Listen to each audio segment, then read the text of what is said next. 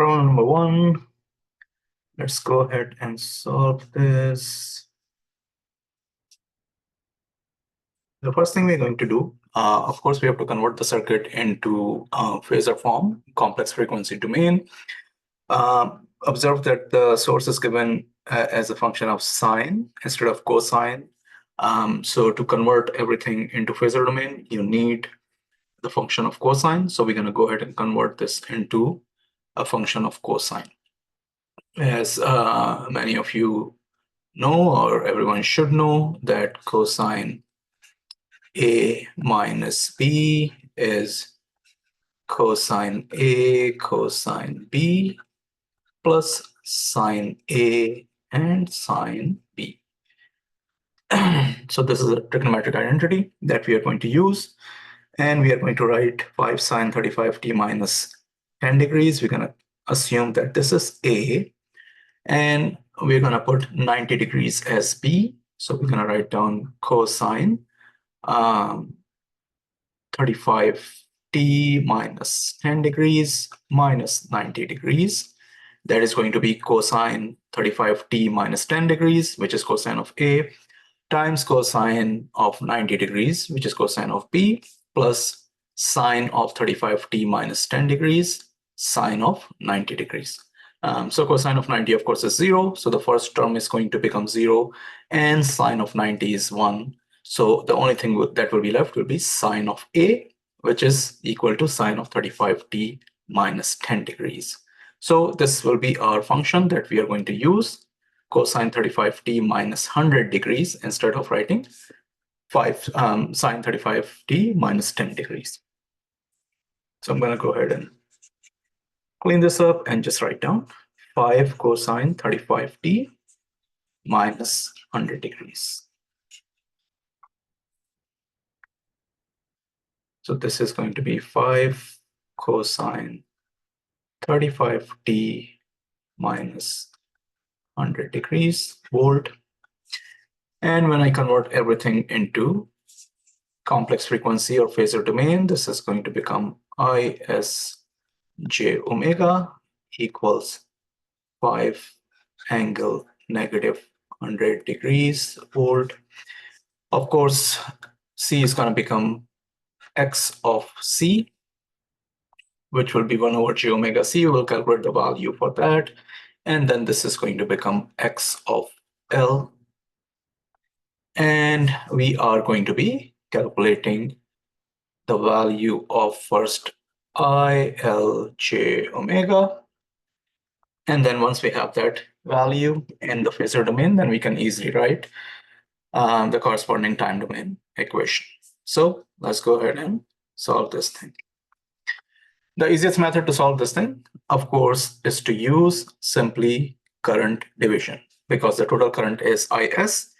This current is going towards the node. Let's call this node A. This current is going towards node A, and it will be dividing into two currents, the current that is going towards capacitor and the current that is going towards inductor through the resistor. So it is very easy to write down the current, to apply the current division and write down the equation using current division.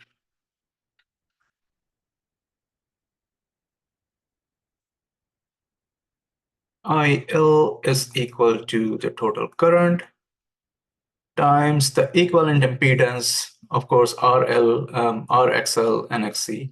They are in parallel with each other. So the equivalent impedance, which will be R plus XL in parallel with XC, that's the equivalent impedance,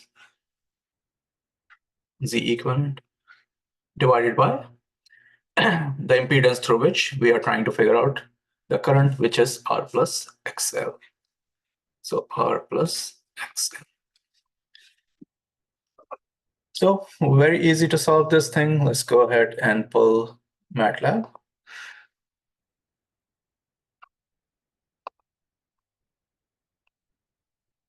And let's go ahead and enter values. So my IS, I'm going to convert, of course, from phasor domain to rectangular domain. So pole rec 5 comma negative 100. And I have omega, of course, is 35. So omega is 35. And my R is 6 ohms, R is 6. My C is 0.01 farad. My L is 0.4. And this is going to give me my XL to be equal to I times omega times L, and XC equals 1 divided by I times omega times C. So my XL is 14I. Let's go ahead and put that value. XL is J14 ohms. Oh, that's not XL, that's XC. So let's go ahead and put XL J14 ohms. And my XC value is negative J 2.857. Negative J 2.857.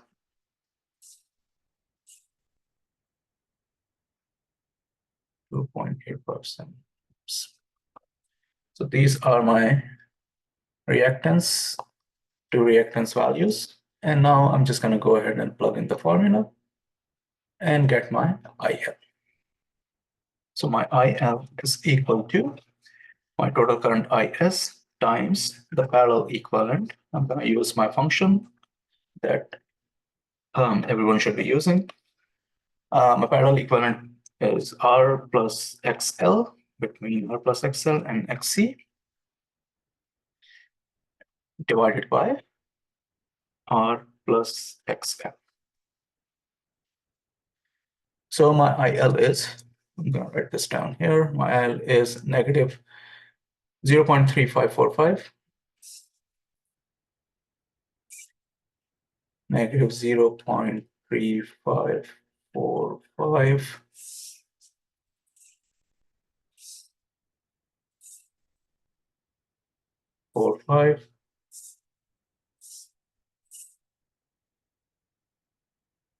So this is in, let's go and check, negative 0.3545 plus J 1.07 plus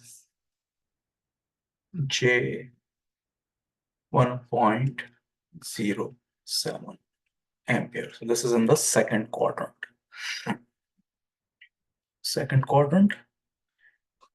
And my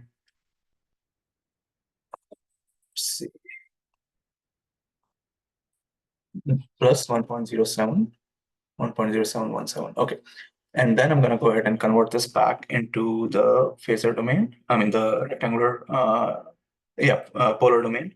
So I'm going to write down magnitude of IL and phase of IL are the variables that I'm taking. Rec pole, rectangular to polar, I of L. And that's going to give me 1.128 angle 108.3. 1.128 angle 108.3 degrees ampere. Which means that my current, this implies my ILT is 1.128 cosine, my frequency was 35T, and plus 108.3 degrees ampere. Now, since my input signal is given in sine, so I'm going to write it down in terms of sine. That means I'm going to add 90 degrees, because when we converted sine into cosine, we subtracted 90 degrees. So when we convert cosine into sine, we're gonna add 90 degrees. So ILT is equal to 1.128 sine 35T plus, now if I add 90 degrees into that, it's going to become 198 degrees. That is going to be in the third quadrant. So usually in third quadrant, we write the angle in terms of a negative angle in the fourth and third and fourth quadrant. Let me write down first 198.3 degrees ampere. And then if you want, you can convert it into a negative angle in the third quadrant. But either of the answer is correct, whichever way you want to do. Because your magnitude and the phase that matters, of course, cosine and sine function are going to be the same since you are adding or subtracting 90 degrees, so it's the same thing. Remember, sine, when you convert into cosine, is sine A cosine B plus cosine A sine B. So in that case, B is going to be 90 degrees. So sine A cosine B, cosine 90 is going to become 0. And then cosine A, which is going to be this, A is this, sine B. Sine of 90 is 1. So it's going to go back to the cosine function when you have added 190 degrees into the phase. So either one can be your result. And very easy problem, just a one-line problem, as you can see, especially if you use the function that I have been asking you to use since the beginning of the class and use MATLAB and just use the logic correctly instead of going into mesh node, blah, blah, blah, this and that. This problem is simply current division and Ohm's law. That's all you're doing. Not even Ohm's law, it's just current division pretty much. So this is the result. Let's go to the next problem.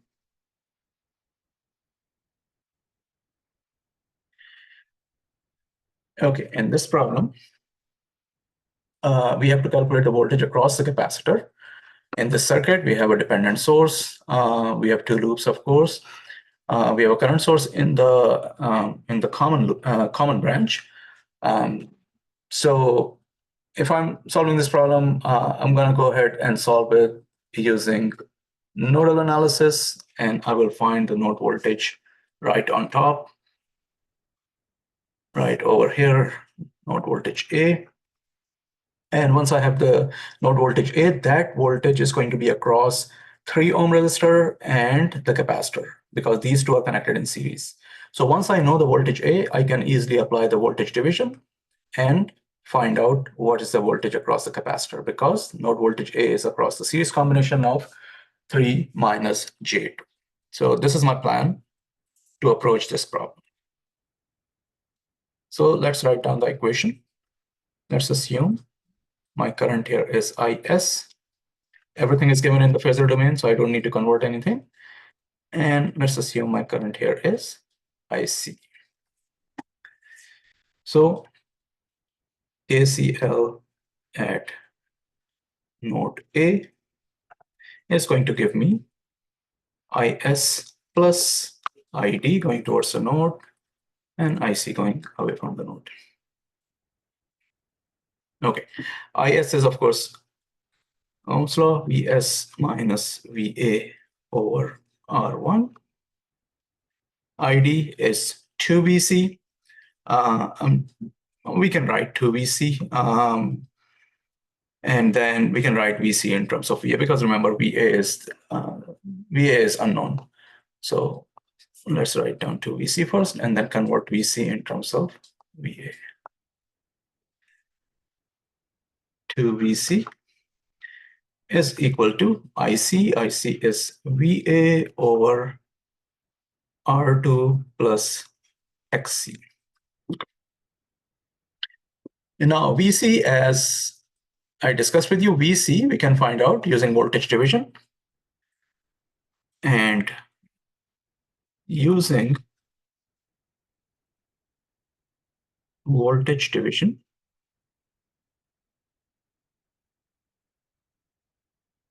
Vc is equal to Va times the voltage across Xc plus the series combination of R2 and Xc. Va times Xc over R2 plus Xc. So I'm going to go ahead and plug this where I have Vc in the equation. and then everything is going to be in terms of VA, and I can solve for VA easily and then find VC. So I have Vs minus Va over R1 plus 2 times Va my 2 times Va XC 2 times Va XC over R2 plus XC is equal to Va over R2 plus XC. Okay. So VA is unknown, one side of the equation, and the known quantities on the other side of the equation. So let's go ahead and let's take this VA and this everything goes on the other side of the equation.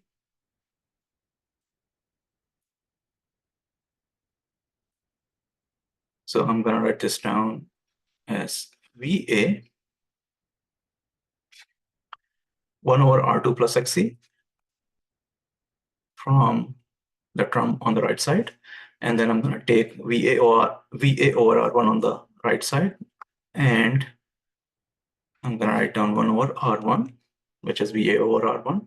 And then I'm going to take the second term on the right side, and I'm going to write down minus 2XC over R2 plus XC. And what is left on the left-hand side, I'm going to write on the right-hand side, which is Vs over R. So this is my equation, and from that I can easily find out what is VA. So VA is going to be equal to Vs over R1 divided by this whole coefficient that is multiplying VA. So I'm not going to write it down again. I'm just going to write down the value of VA by calculating everything through MATLAB. So first I have to enter all the values. So let me go to my MATLAB or Octave player, and then my Vs is 20 angle 0, so I don't need to convert that into rectangular form. My R1 is 2 ohm, and my R2 is 3 ohms, and my XC is negative 2 pi. So these are all my values. And now I'm going to go ahead and calculate my VA, which is this equation right here. So my VA is right-hand side, Vs over R1, Vs over R1 divided by, I have 1 divided by R2 plus XC plus 1 over R1 minus 2 times XC divided by R2 plus XC. And bracket, right? So I have parentheses starting 1 plus RT 2XC, RT, I think this is correct. 2XC, R2 plus XC, 1 over R1, and then 1 divided by R2 plus XC, and the numerator is Vs over R1. Okay. So my VA is in rectangular form 0.9836 minus 9.18. 0.9836 minus J, 9.18 volt. And remember, our job is not to find VA, but to find VC. So we're going to find VC and then write down VC in terms of polar form. So this implies VC is equal to VA times XC over R2 plus XC using voltage division, which we write down here. VC is equal to VA XC over R2 plus XC. So let's go ahead and calculate that.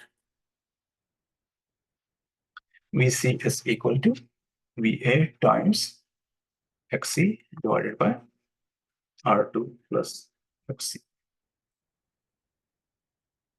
Negative 3.9344, negative 3.934, and negative J 3.278. Negative J 3.278 278. So this is in the third quadrant, volt, and the equivalent value in the polar form is going to be magnitude of VC, comma, angle of VC is equal to rect pole VC. 5.1215, 5.1215 angle in the third quadrant, which is coming out to be negative 140.2. Negative 140.2 degrees volt, and that is the required result for VA.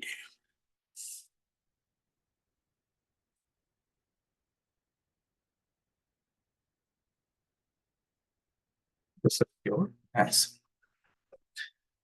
So again, quite simple problem. If you apply the correct logic, remember, observe that calculation is nothing. Calculation is so easy, especially if you're using MATLAB and using functions, the small functions, as I've been encouraging everyone to use since the beginning of the semester. Calculation is childish. Main thing is concepts and how do you apply those concepts to get what you're trying to get easily.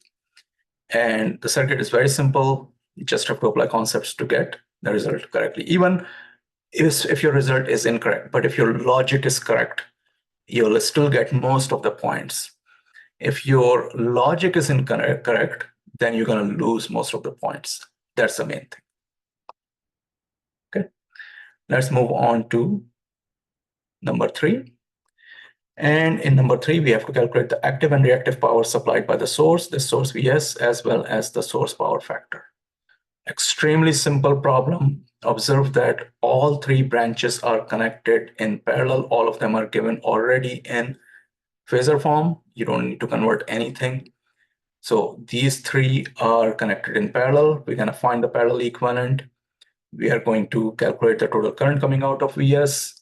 And once we have the current coming out of Vs, we can use the active and reactive power formula to calculate those 2 power values as well as the power factor. So extremely simple problem. If you start applying KVL, KCL, you're just going to make your life miserable. So you don't have to apply anything. All you have to do is combination of impedances. So equivalent impedance as seen by the source.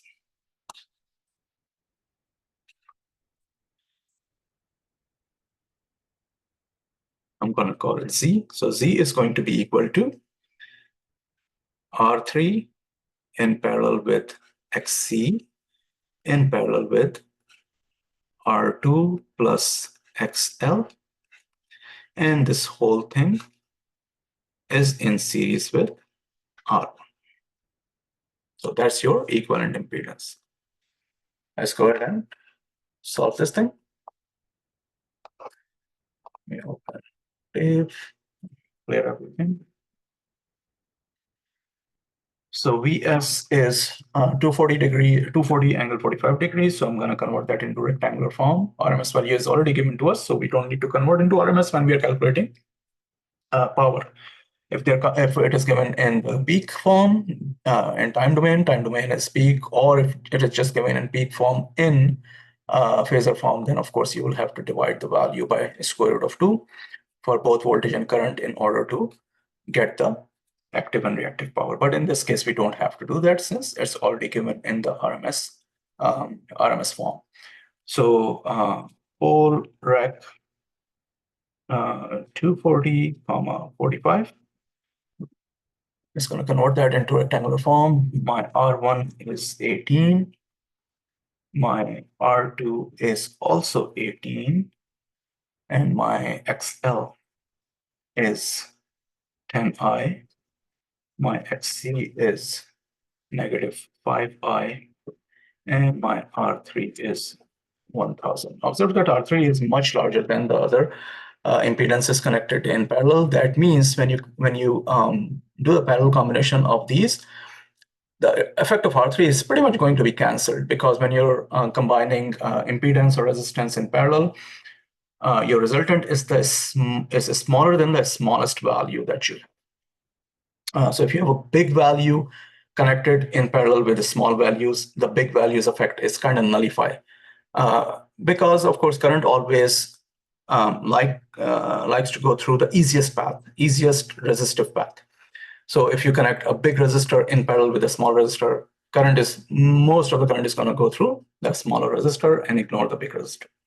So when you're combining big values and small values in parallel, the effect of big value is kind of cancelled out, and the equivalent impedance or resistance is smaller than the smallest value connected in parallel. So let's go ahead and now perform the impedance equivalent, which is right here. Let me put it up a little bit. So let's go ahead and do that. So my Z is parallel equivalent of R3 XC and R2 plus XL. So parallel equivalent of that. And then I'm going to add my R1 into that. So my impedance came out to be 19.3163, 19.3163, and minus 5.3442, minus J 5.3442 ohms. Therefore, the current coming out of the source, let's call this IS.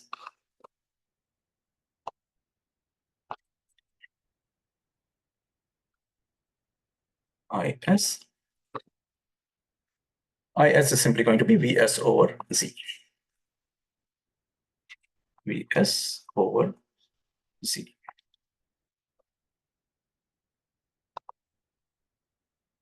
IS is VS over Z. 5.903 plus J 10.418. 5.903 plus J 10.418. 10.418 ampere. Now again, you don't have to convert that into polar form, because our goal is not to calculate the voltage or current in polar form or time domain. Our goal is to find the active reactive power and the power factor. So that's what we are going to do. Active power.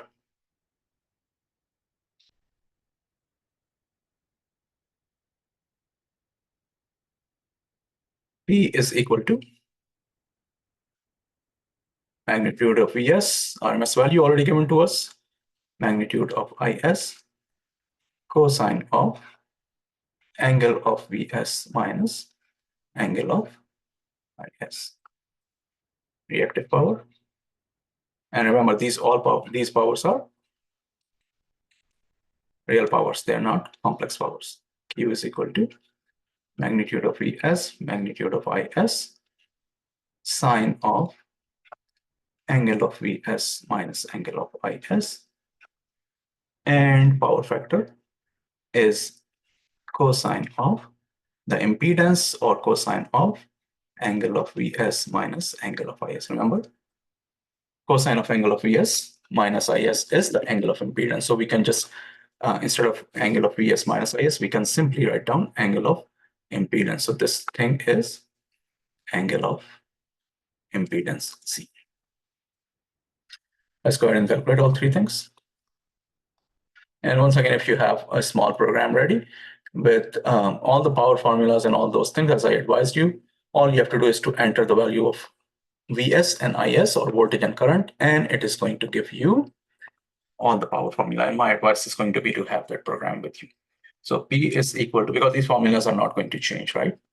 So P is equal to, we can also actually calculate the complex power, and the real part of the complex power is going to be your real power or active power, and the imaginary part is going to be your reactive power. So let's go ahead and do that. S is equal to Vs times conjugate of Is.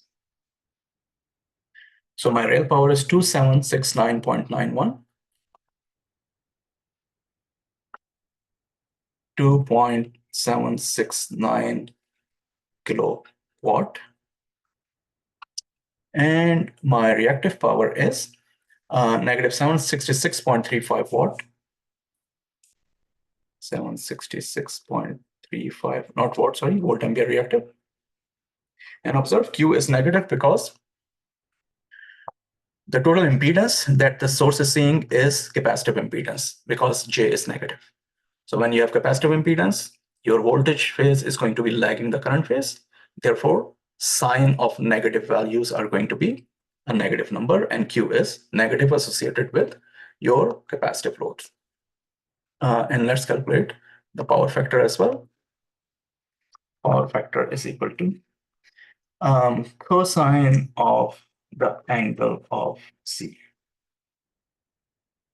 0.9638, 0.9638, and since it's a capacitive circuit, current is leading the voltage, phase of current leading the phase of voltage, then the power factor is going to be leading power factor. And these are your results for this problem. Again, as you can see, such a simple problem. Math is extremely simple. All you have to do is to apply the correct logic.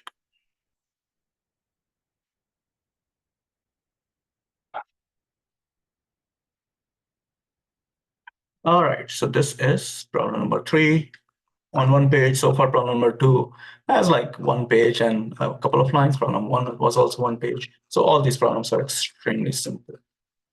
Let's move on to solving problem number 4. I believe the only problem that is a little longer is last problem because that problem has 3 loops or 3 nodes, and you'll have to write 3 equations, I think. So let's go ahead and solve problem number 4. Again, extremely simple problem. You have to find the Thevenin equivalent circuit across the open terminals, which are A and B. So as we know, Thevenin equivalent, since there is no dependent source, to find the Thevenin impedance, you have to deactivate the source. In this case, the source is the current source. Therefore, when you deactivate the current source, it's going to become open circuit. When it will become open circuit, your Z Thevenin is going to be simply between nodes A and B, your parallel combination of R plus XC and XL. So your Z Thevenin is going to be XL and the parallel combination of R plus XC. And to find the V Thevenin, that is the V open circuit, you're going to put the source back. And when you combine these two impedance values in parallel, then you have a single impedance, and this current is going to be going through that single impedance, which will be connected between nodes A and B. So the voltage across that impedance, single impedance, is going to be the voltage across AB, and that is your Thevenin voltage. So V Thevenin will be equal to IS times Z equivalent, which in this case is equal to Z Thevenin. So only 2-line problem. Let's go ahead and solve this.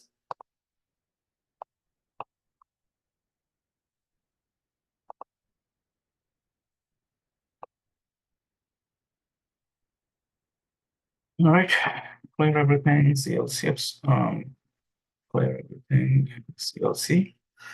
And my IS is polar to rectangular. And I have 22 and angle 30 degrees. And I have XL is equal to 10I. My R is equal to 12. And my XC equals to negative 34I. And my Z Thevenin is equal to the parallel combination of XL comma R plus XC 1.667 plus J 13.33. 1.67 plus J 13.3. I'll just write down 434 ohms. And my VThevenin is equal to IS times C Thevenin, negative 114.91, negative 114.91 plus J 272.37, 272.37 volt, and now I'm going to represent this in polar form. So my magnitude of VThevenin and my phase of VThevenin is equal to rectangular to polar VThevenin.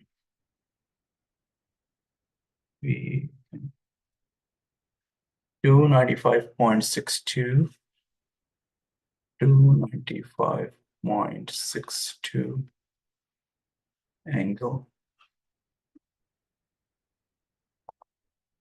112.87.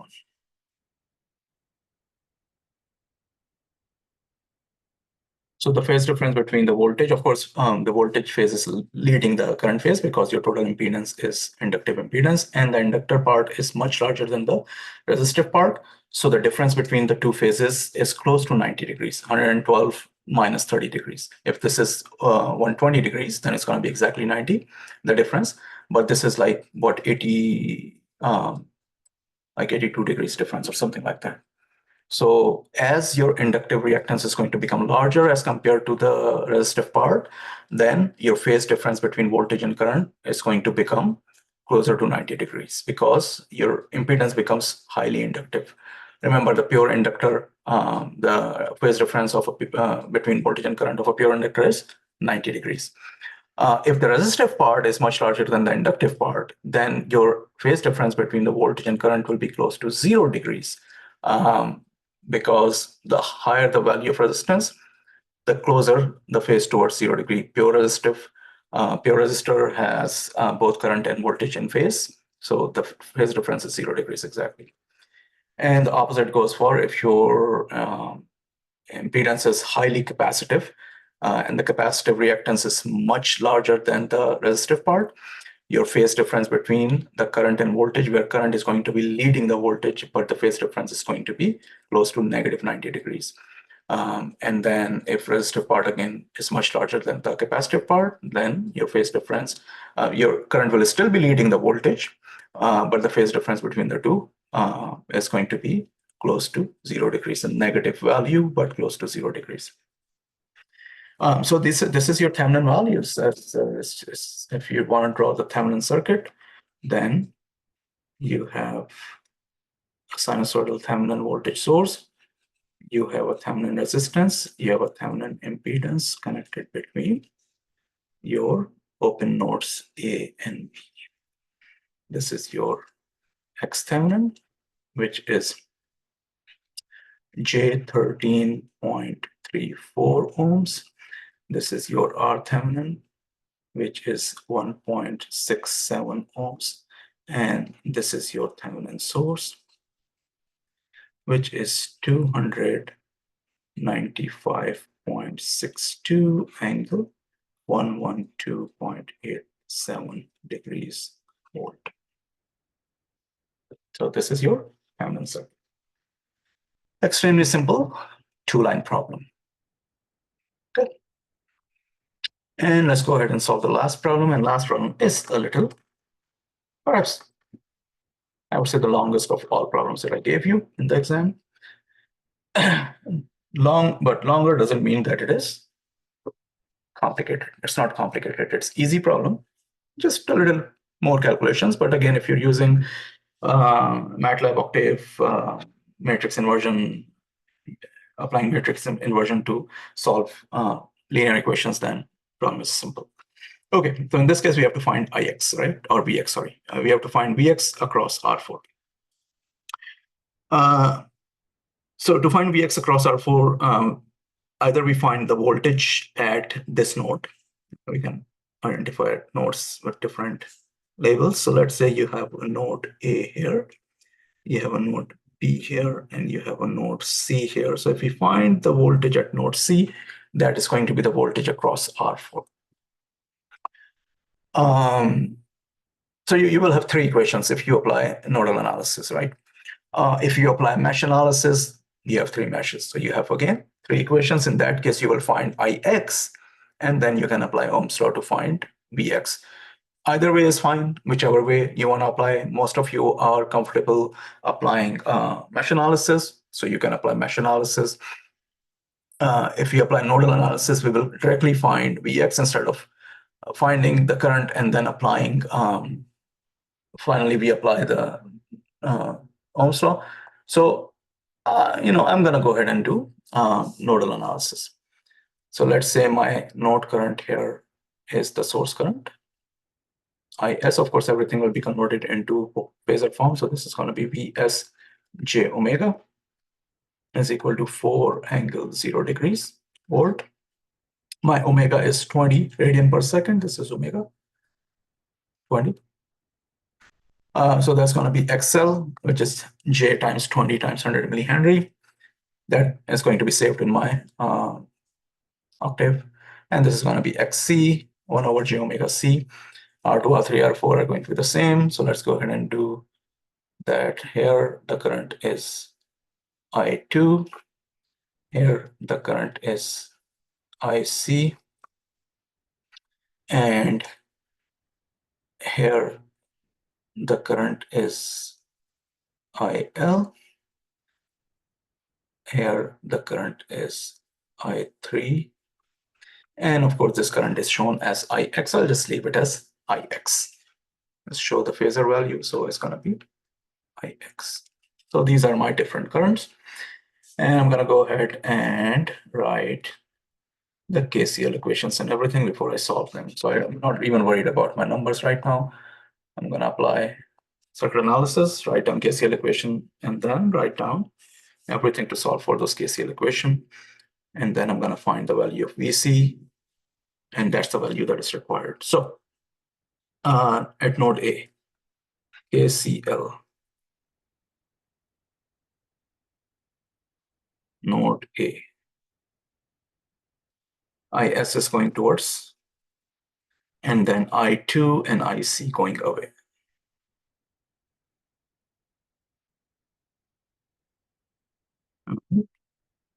And then IS, of course, is VS minus VA over R1.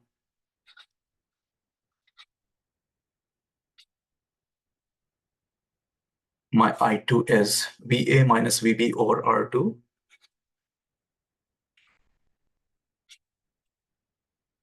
And my IC is VA minus VC over XC. Plus VA minus VC over XC. Now, don't confuse VC with the voltage across the capacitor. You know what? It might be easier for me if I just call it X, so that I can just call the voltage Vx, and that's what we're looking for. So let's call this node X. So you don't get confused VC, because VC is generally taken as the voltage across the capacitor. And that is a node voltage.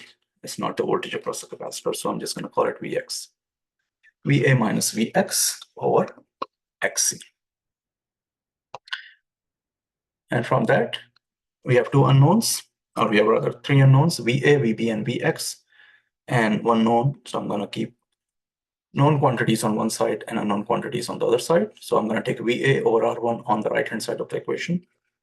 So VA is my common factor, 1 over R1 plus 1 over R2 from this, plus 1 over xc from this.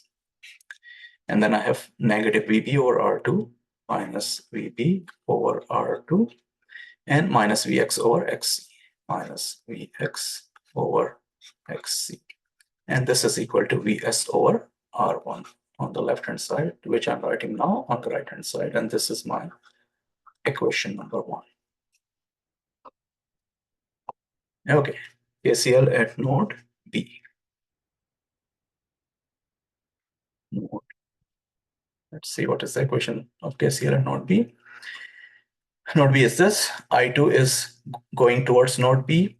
I3 is going away from node B, and IL is going away from node B. So I2 is equal to I3 plus IL.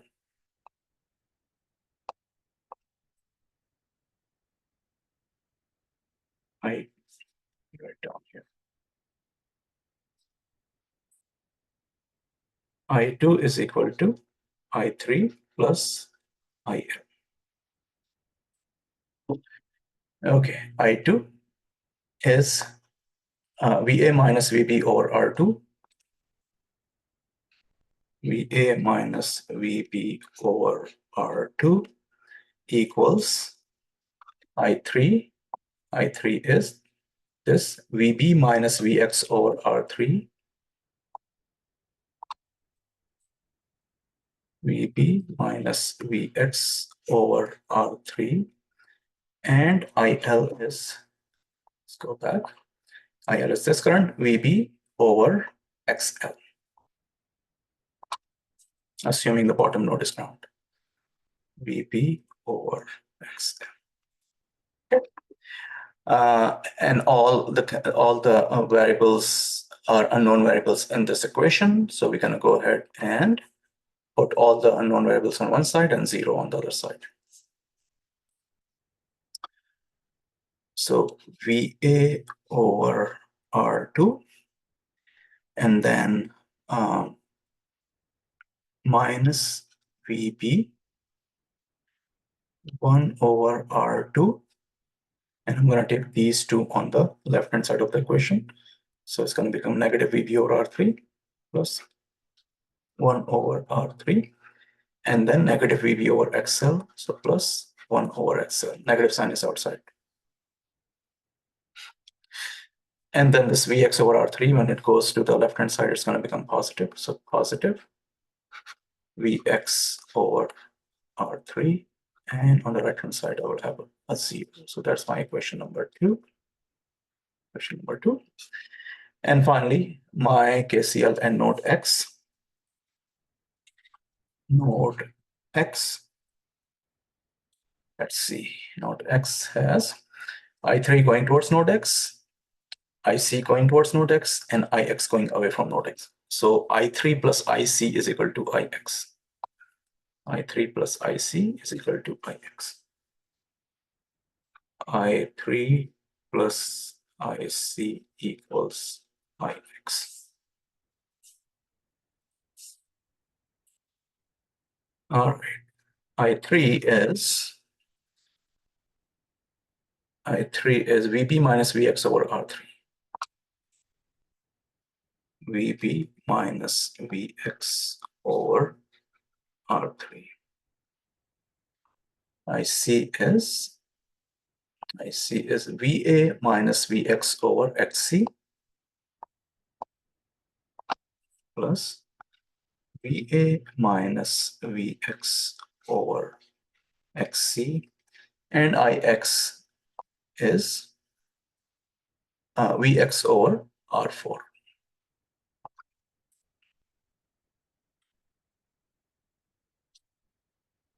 Okay. Once again, all the variables in this equation, they are unknown variables. So all the variables one side of the equation and 0 on the other side of the equation. I'm going to write down first VA.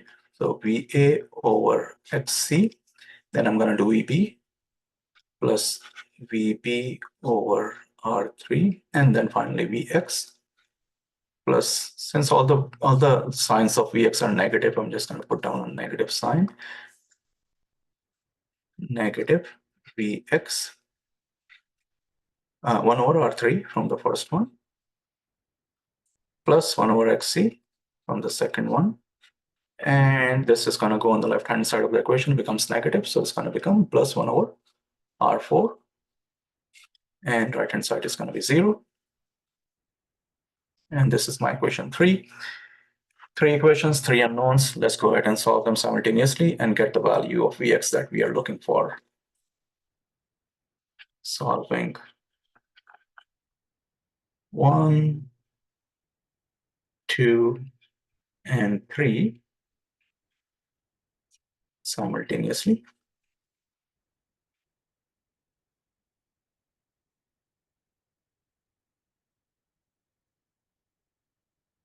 All right, the first thing we're going to do is to plug in all the values in our MATLAB.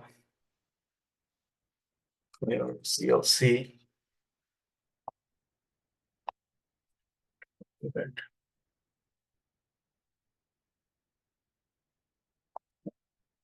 So my Vs is 4 angle 0, so just simply 4. R1 is 2 ohm, R1 is 2, R2 is 4.7, 4.7. R3 is 2 ohm, R3 is 2 ohms, R4 is 1 ohm, R4 is 1 ohm, and XL is omega. Let's define omega 20. Omega is equal to 20, and then we calculate XL. XL is I times omega times L, and XC is I times omega times C, and reciprocal of that. So, oops, oh, I did not define L and C. So let's go ahead and define L is equal to 100 exponent negative 3, and C is equal to 890 exponent negative 3. And then my XL is 2I. Let's write down here. XL is let's write down here, J2 ohms. And then my XC is negative 0.561, so 56.1 milliohm negative. I times omega is 890 millifarad. And then omega is 20. Okay, so a small capacitor value, capacitive reactance, but whatever it is, negative J 56.1. XC is negative J 56.1 milli ohm, or negative J 0.056 ohms. So these are my values already saved. So all I have to do now is to solve the 3 equations. So from equation number 1, which is here, I'm going to write down my coefficient matrix. A is equal to, from equation number 1, I have VA 1 over R1 plus 1 over R2 plus 1 over XC, coefficients of VA, then coefficient of VB is negative 1 over R2, and coefficient of Vx is negative 1 over XC. This is my first row. My second row for A, B, and C coefficients are for VA 1 over R2, 1 over R2, and for VB I have negative 1 over R2 minus 1 over R3, negative 1 over XL, and then X is 1 over R3, 1 over R3. And my third row is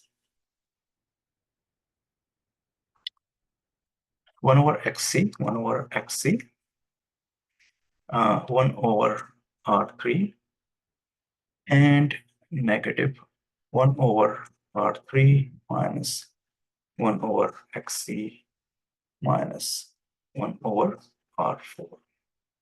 So this is my vector A. And my constant vector on the right-hand side is 0 and 0 for 2 and 3, and for 1 is Vs over R1. So Vs over R1, 0, 0. Oops, Vs over R and 0, 0. So 2, 0, and 0. Vs over R1, Vs is 4, R1 is 2, so 2. So Vs over R1, 0, and 0. So I have everything to solve my equation simultaneously, and my voltage is V is equal to A backslash K. And these are my 3 voltages. I'm interested in Vx, which is the last one. So I can write all 3 of them. Instead of writing, I can just copy, and paste. So these are my 3 voltages.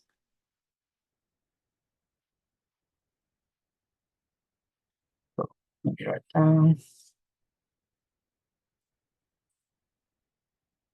VA equals this volt, VB equals this volt, and Vx equals this volt.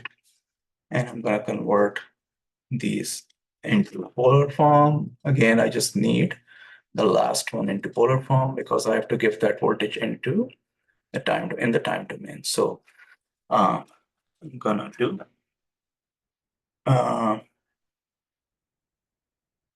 V mag is equal to absolute value of V.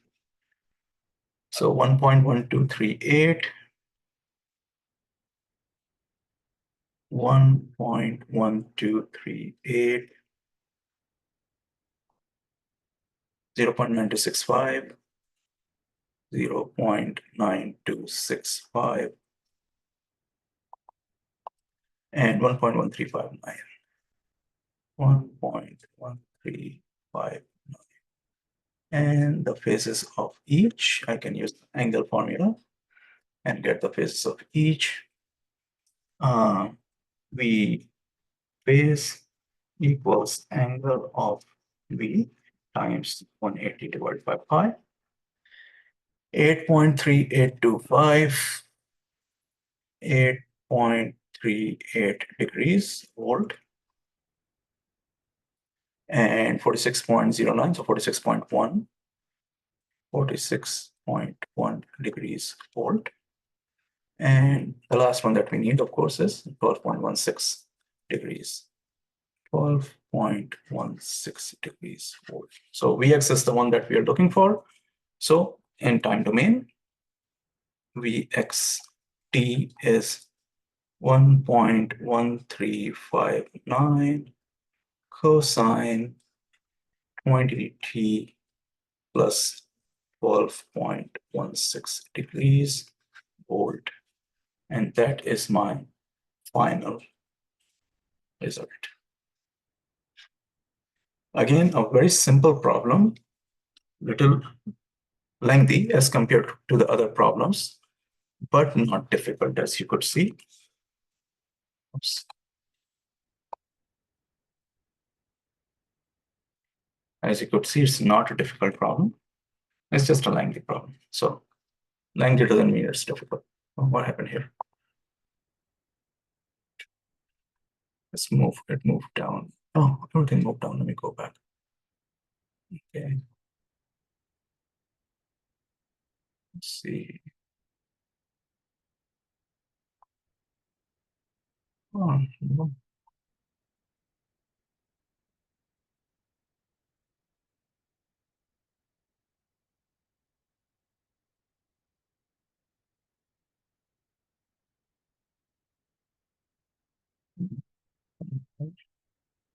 I don't know what it is. Oh, well. I don't know what happened, why it moved down. But anyways. Okay.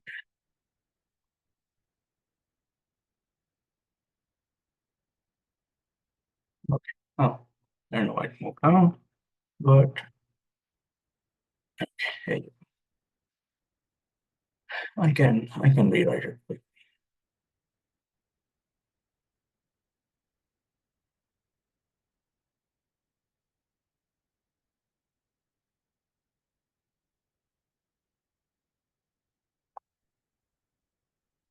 Anyways, I'll just stop this video because again, everyone has watched what I did. I'm just gonna rewrite it and fix it up.